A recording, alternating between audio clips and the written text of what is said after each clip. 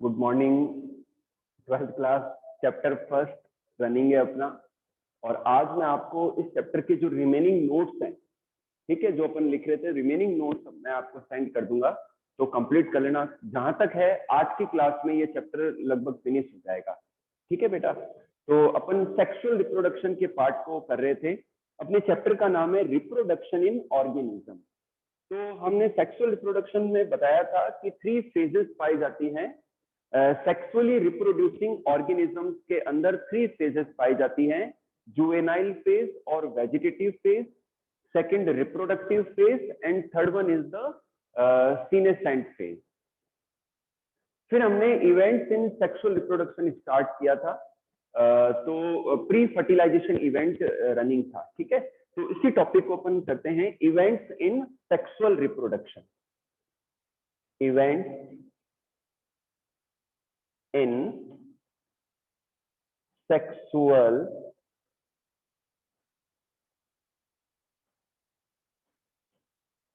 reproduction. Events in sexual reproduction.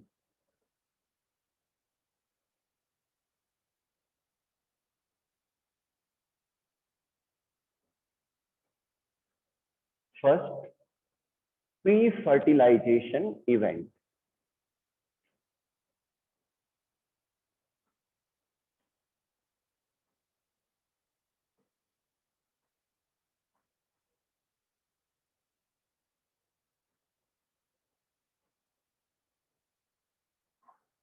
इसमें बच्चों 2 steps हैं। एक तो है गैमेटोजेनेसिस। गैमेटोजेनेसिस,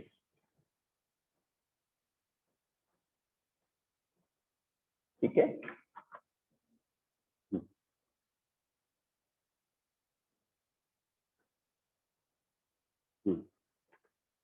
ध्यान से देखिए बच्चों, इवेंट्स इन सेक्सुअल रिप्रोडक्शन। तो इनमें 3 इवेंट हम लेते हैं, pre fertilization event, fertilization event and post fertilization event.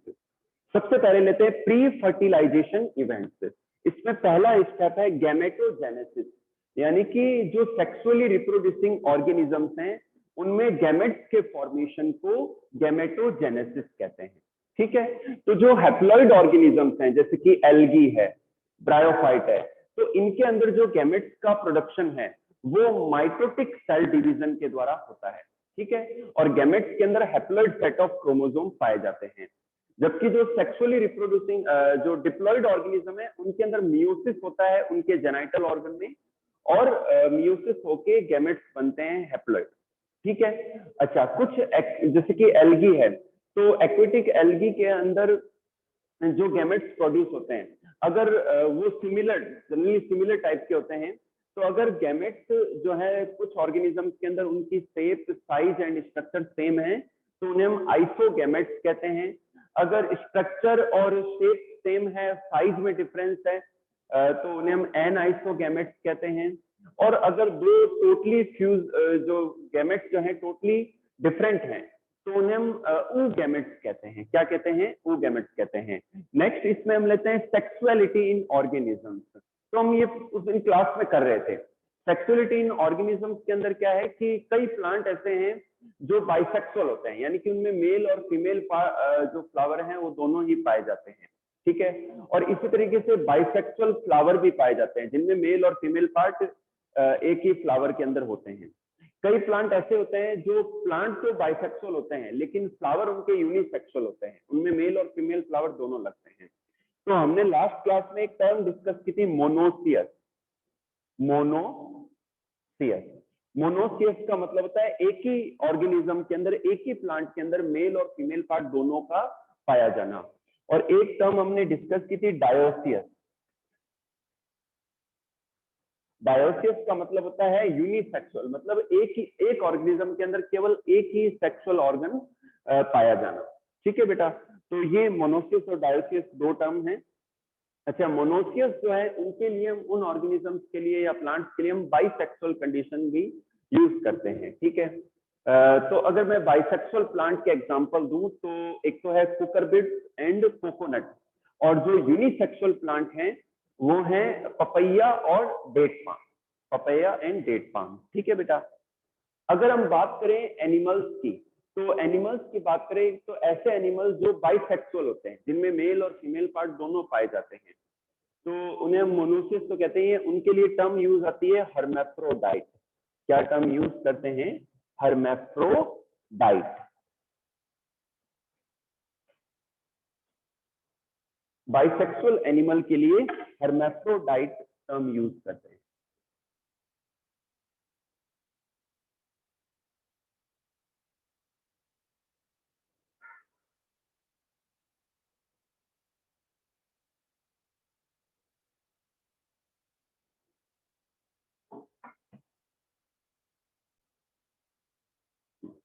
तो बच्चों मैंने आपको बताया कि ऐसे एनिमल जो कि बाइसेक्सुअल होते हैं, जैसे कि लीच है, अर्थवर्म है, तो उनके लिए हम हर्मेफ्रोडाइट टर्म यूज कर सकते हैं। ठीक है। और ऐसे एनिमल जिनके अंदर खाली एक ही सेक्सुअल ऑर्गन होता है, तो उससे हम क्या कहते हैं? उन्हें हम यूनिसेक्सुअल एनिमल्स कहते हैं। ठीक है बेटा। तो ये गैमेटोजेनेसिस का पार्ट था। सेकंड, नेक्स्ट लेते हैं अपन गैमेट ट्रांसफर।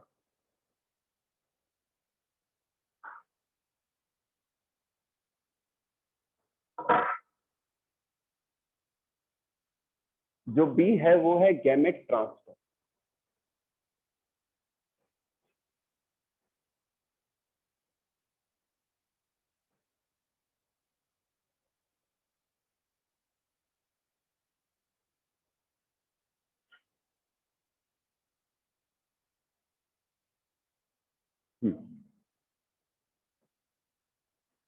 बच्चों गैमेट ट्रांसफर, बच्चों गैमेट्स के फॉर्मेशन के बाद इंपॉर्टेंट पार्ट ये है कि गैमेट का ट्रांसफर कैसे हो।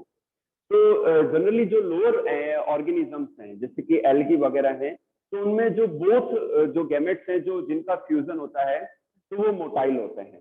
ठीक है। और लेकिन जनरली जो हायर प्लांट या हायर ऑर्गेनिजम्स हैं, एनिमल्स हैं, तो उनके अंदर जो मेल गैमेट्स होते हैं वो मोटाइल होते हैं, मूवेबल होते हैं, जबकि जो फीमेल गैमेट्स हैं वो इमोटाइल होते हैं, नॉन मूवेबल होते हैं। ठीक है। तो जो मेल गैमेट है वो मूवमेंट करता हुआ फीमेल गैमेट तक पहुंचता है। ठीक है ना। तो ये गैमेट ट्रांसफर का मेथड है। अगर मैं एक्वेटिक एनिमल्स की बात करूं, तो एक्वेटिक एनिमल्स के अंदर जो है, जो मेल और फीमेल है वो अपने गैमेट्स को पानी में रिलीज कर देते हैं। तो एक्सटर्नली वो रिलीज कर देते हैं, एक्सटर्नली फिर उनका फ्यूजन होता है। ठीक है। अगर मैं हायर एनिमल की बात करूं, टेरेस्ट्रियल एनिमल की बात करूं, तो जो मेल है वो स्पेशल मैकेनिज्म के द्वारा अपने गैमेट्स को फीमेल के ट्रैक्ट में सेंड कर देते हैं, रिलीज कर देते हैं। तो ये एक मेथड है टेरेस्ट्रियल ऑर्गेनिजम्स के अंदर। ठीक है। अगर मैं ब्रायोफाइट और टेरिडोफाइट की बात करूं, ब्रायोफाइट एंड टेरिडोफाइट प्लांट्स की, तो इनके अंदर जो गैमेट्स हैं वो पानी के द्वारा मूवमेंट करते हुए फीमेल पार्ट में एंटर कर जाते हैं, फीमेल पार्ट में चले जाते हैं। अगर मैं हायर प्लांट्स की बात करूं, तो यहाँ पर हायर प्लांट्स के अंदर जो पॉलन ग्रेन्स हैं, they are the carrier of the male gamete. तो पॉलन ग्रेन जब एंथर से रिलीज होते हैं, तो वो एयर के द्वारा, पानी के द्वारा, इंसेक्ट्स के द्वारा, एनिमल्स के द्वारा पिस्टिल पार्ट यानी कि स्टिग्मा तक पहुंच जाते हैं, और वहां जाके जर्मिनेट हो जाते हैं पॉलन ग्रेन, और पॉलन ट्यूब के द्वारा वो मेल गैमेट्स को रिलीज कर देते हैं फीमेल पार्ट के अंदर। प्लांट फ्लावर के फीमेल जो पार्ट है पिस्टिल, उसके अंदर वो उसको रिलीज कर देते हैं। ठीक है। तो ये मेथड है, पॉलन ग्रेन के द्वारा जो प्लांट्स के अंदर है वो गैमेट का ट्रांसफर होता है। ठीक है। तो ये बच्चों ट्रांसफर के मेथड हैं अलग अलग ऑर्गेनिज्म, प्लांट और एनिमल्स के अंदर। ठीक है। नेक्स्ट लेते हैं हम सिंगैमी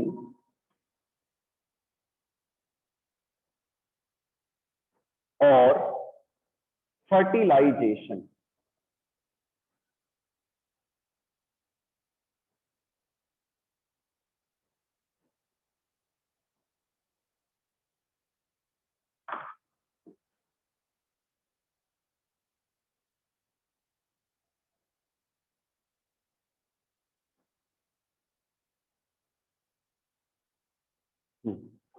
नेक्स्ट टॉपिक है सिंगैमी और फर्टिलाइजेशन। सिंगैमी और फर्टिलाइजेशन का मतलब है ये चेंजेबली यूज होते हैं, the fusion of male and female gametes the fusion of male and female gametes is called syngamy और fertilization, and it leads to formation of zygote.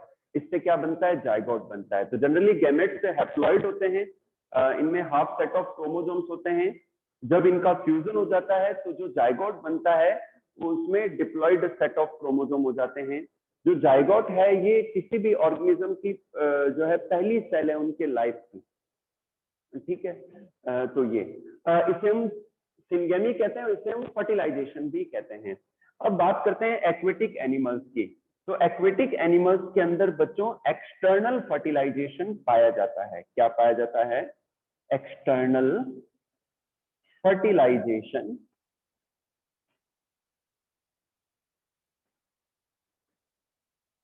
पाया जाता है, ठीक है। एक्वेटिक एनिमल्स के अंदर एक्सटर्नल फर्टिलाइजेशन पाया जाता है, क्योंकि जैसे कि फ्रॉग है या फिशेज हैं, तो ये क्या करते हैं कि अपने जो गैमेट्स हैं उनको पानी में रिलीज कर देते हैं, सराउंडिंग वाटर में रिलीज कर देते हैं, और वहां पर उनका फ्यूजन होता है, ठीक है। लेकिन एक चीज ध्यान रखना, इसे हम एक्सटर्नल फर्टिलाइजेशन कहते हैं, अगर आउटसाइड द बॉडी होता है। और एक और चीज ये कि वो थ्रेटनिंग है, वल्नरेबल है। मतलब जो एक्सटर्नल फर्टिलाइजेशन के द्वारा जो जायगोट बनते हैं, फिर एम्ब्रियो डेवलप होते हैं, तो उनके ऊपर एक थ्रेट बना रहता है। कोई भी दूसरा जो एक्वेटिक ऑर्गेनिज्म है वो उसको प्रीडेट कर सकता है, ठीक है। तो ये चीज है। अब बात करते हैं हम इंटरनल फर्टिलाइजेशन की।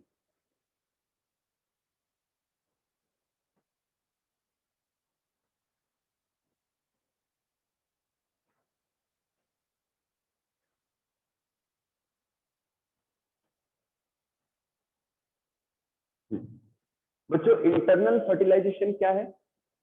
कि ब्रायोफाइट प्लांट के अंदर, टेरिडोफाइट प्लांट के अंदर, और जिम्नोस्पर्म में, एंजियोस्पर्म प्लांट के अंदर, और एनिमल्स में भी क्या होता है कि जो मेल गैमेट है वो फीमेल गैमेट तक पहुंचता है, और जो फीमेल पार्ट है उसके अंदर उनका फ्यूजन होता है।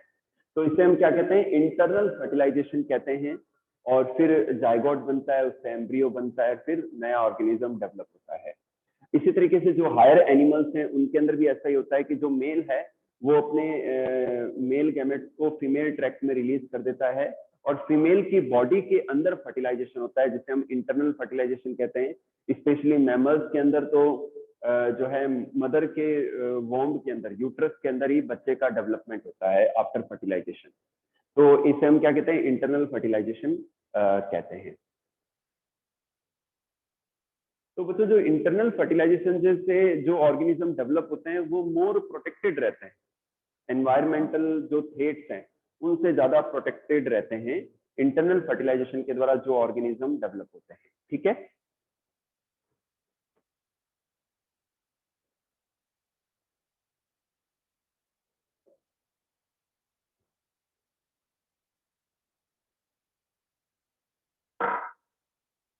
बच्चों जो थर्ड इवेंट है वो है post fertilization event. Post fertilisation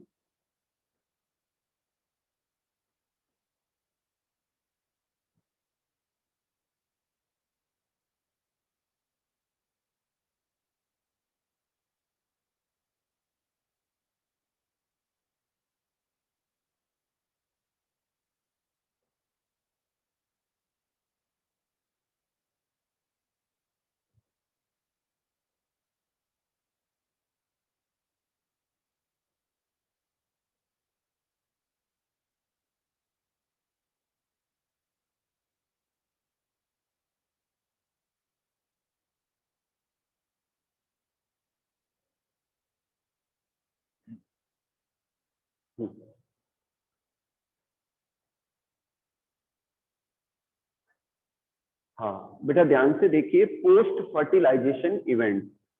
बच्चों पोस्ट फर्टिलाइजेशन इवेंट का मतलब क्या है? अच्छा एक चीज और, जनरली क्या होता है कि हमने देखा कि फर्टिलाइजेशन के दौरान जो मेल गैमेट है फीमेल गैमेट से फ्यूज होता है।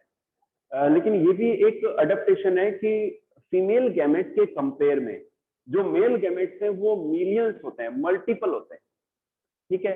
क्योंकि कोई एक मेल गैमेट जाके पहुंच पाता है फीमेल गैमेट तक, उसको फ्यूज कर पाता है, अधिकतर जो मेल गैमेट्स हैं वो नहीं पहुंच पाते हैं, ठीक है।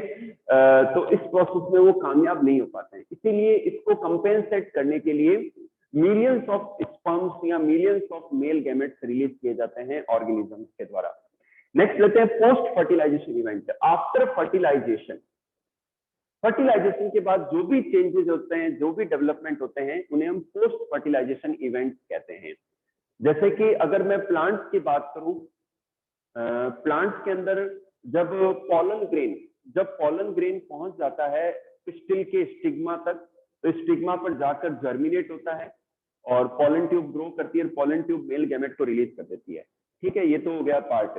तो पॉलन जो मेल गैमेट है वो फ्यूज करते हैं फीमेल गैमेट से, तो इससे बनता है जायगोट। जायगोट फिर माइटोटिक सेल डिविजन के द्वारा एम्ब्रियो में डेवलप होता है, जिसे हम एम्ब्रियोजेनेसिस कहते हैं। तो जो एंजियोस्पर्म प्लांट है उनके अंदर क्या होता है कि जो जायगोट है वो एम्ब्रियो में डेवलप होता है, जो ओव्यूल नाम की जो स्ट्रक्चर है वो सीड में कन्वर्ट हो जाती है। ओव्यूल की आउटर लेयर सीड की आउटर लेयर बन जाती है, ओव्यूल की इनर लेयर सीड की इनर लेयर बन जाती है, और जो ओवरी है वो फ्रूट में डेवलप हो जाती है, और जो ओवेरियन वॉल है वो फ्रूट वॉल में डेवलप हो जाती है, ठीक है बेटा। तो ये इसका पार्ट था। अगर मैं फिर अच्छा, इतना होने के बाद में फिर प्लांट के जो फ्लावर के दूसरे जो पार्ट है, जैसे कि सेपल है, पेटल है, स्टेमेंस है, ये सब शेड हो जाते हैं, ठीक है। अच्छा, जो ओवेरी की वॉल, जो फ्रूट की वॉल बनती है, उसे हम पेरिकार्प कहते हैं। क्या कहते हैं? पेरिकार्प कहते हैं। The fruit wall is called pericarp and it is protective, ये प्रोटेक्टिव होती है। नेक्स्ट लेते हैं हम एनिमल्स की बात करें। एनिमल्स की बात करें तो इनमें भी क्या होता है, अगर मैं एक्वेटिक एनिमल्स की बात करूं तो एक्सटर्नल फर्टिलाइजेशन होता है। तो जायगोट पहले एम्ब्रियो में डेवलप होता है, एम्ब्रियो से लार्वा बनता है, और लार्वा फिर डिफरेंट स्टेजेस से होता हुआ एडल्ट ऑर्गेनिज्म के अंदर डेवलप हो जाता है, ठीक है।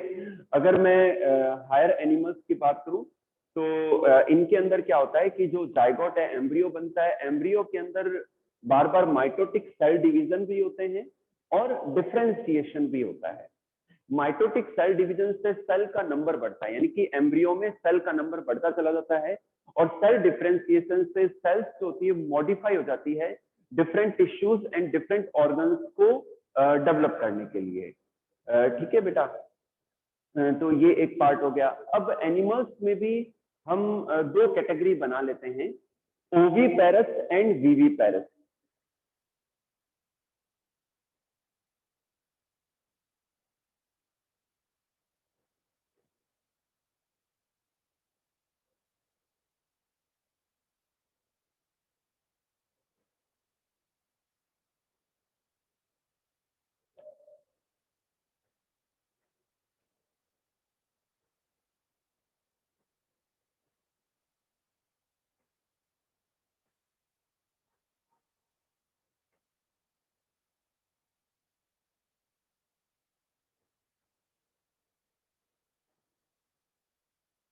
हाँ बच्चों ध्यान से देखिए, ओवीपेरस, ओवीपेरस एनिमल्स, जैसे कि मैं रेप्टाइल्स की बात करूं, बर्ड्स की बात करूं, या फिशेस की बात करूं, जैसे कि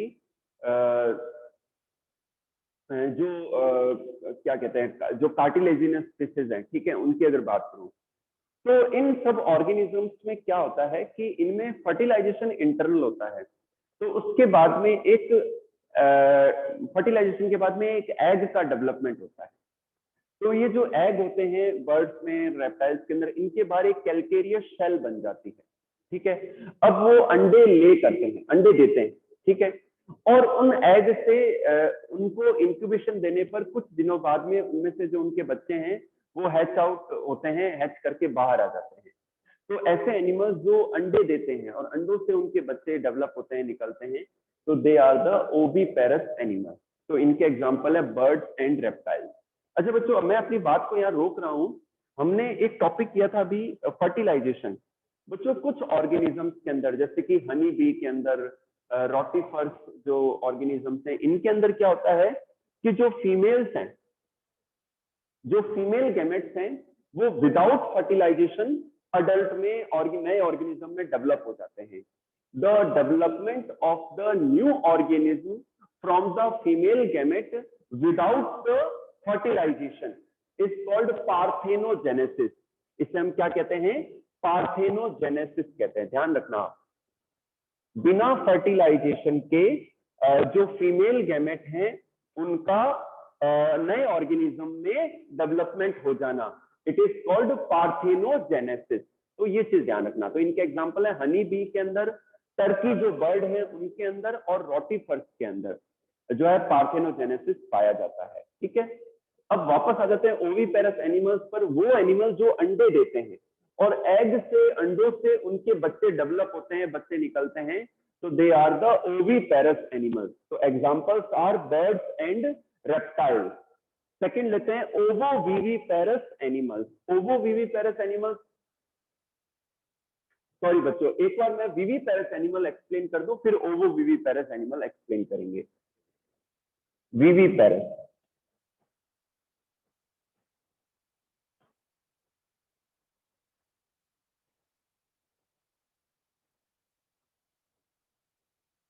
यस बच्चों, विविपेरस एनिमल किन्हें कहते हैं? जैसे कि हम हमारी बात करें, ह्यूमन बीइंग की बात करें, तो ह्यूमन बीइंग के अंदर क्या होता है कि जो बच्चे का डेवलपमेंट है, जो फीटस का डेवलपमेंट है, वो मदर के यूट्रस में होता है। तो इसमें ज्यादा एम्ब्रियोनिक केयर रहती है, ज्यादा प्रोटेक्शन मिलता है। ठीक है, तो जो प्लेसेंटल मेमल्स हैं उनके यूट्रस की वॉल के अंदर प्लेसेंटा बन जाता है, और बच्चे का, फीटस का कनेक्शन प्लेसेंटा से रहता है, वहां से वो न्यूट्रिशन एक्सचेंज करता है और फिर उसका डेवलपमेंट होता है।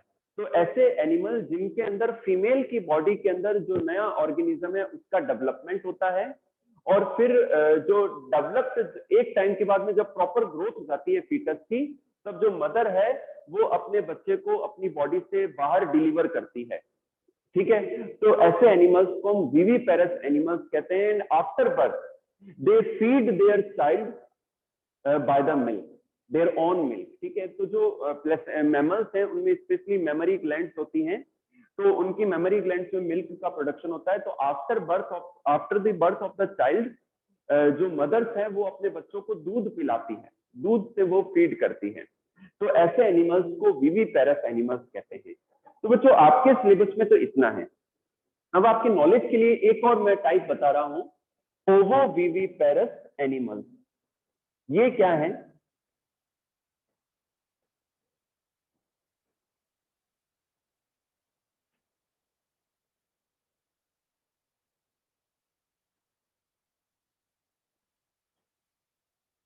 बच्चों रेगुलरिटी रखना, ठीक है ना। मैं धीरे धीरे पढ़ाऊंगा, थोड़ा स्लोली चलेंगे अपन, लेकिन इफेक्टिवली करेंगे। आप बस रेगुलर रहना ऑनलाइन क्लास के अंदर, ठीक है। ओवोविविपेरस ये मैं एक्स्ट्रा बता रहा हूं, जबकि ये आपके एनसीईआरटी बुक में मेंशन नहीं है। ओवोविविपेरस जैसे बच्चों इकिडना, प्लेटिपस, ये मैमल्स के ही एग्जाम्पल हैं। इनमें मेमोरी ग्लैंड्स पाई जाती हैं, लेकिन ये अंडे देते हैं।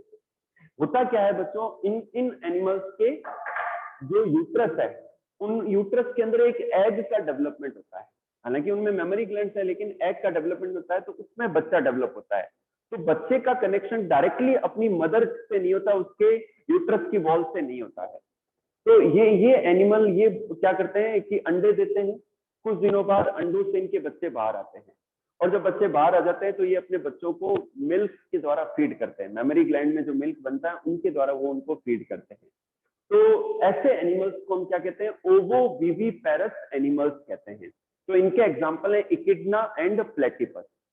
ठीक है, तो ये तो पार्ट हो गया आपके पोस्ट फर्टिलाइजेशन इवेंट्स का। अब बच्चों एक चीज और मैं बताऊं आपको। हाँ, जनरली जो हायर एनिमल है, जैसे मैं मनुष्य की बात करूं, तो मनुष्य के अंदर टेस्टिस पाए जाते हैं मेल के अंदर। तो टेस्टिस की जो जर्मिनल एपिथेलियम की सेल्स है, उनमें डिवीजन से, उनमें मियोसिस होने से क्या है, स्पर्म का प्रोडक्शन होता है। ठीक है, इसी तरीके से ओवेरीज के अंदर भी जो जर्मिनल एपिथेलियम है, उनकी सेल्स में डिवीजन से, मियोसिस होने से ओवा का डेवलपमेंट होता है, ओव्यूम का डेवलपमेंट होता है। अदर ऑर्गेनिज्म में भी क्या होता है, जो सेक्सुअली रिप्रोड्यूसिंग है उनमें मियोसिस होता है और गैमेट्स का प्रोडक्शन होता है। तो जिन सेल से गैमेट्स का प्रोडक्शन होता है उन्हें हम मियोसाइट्स कहते हैं। क्या कहते हैं? मियोसाइट्स।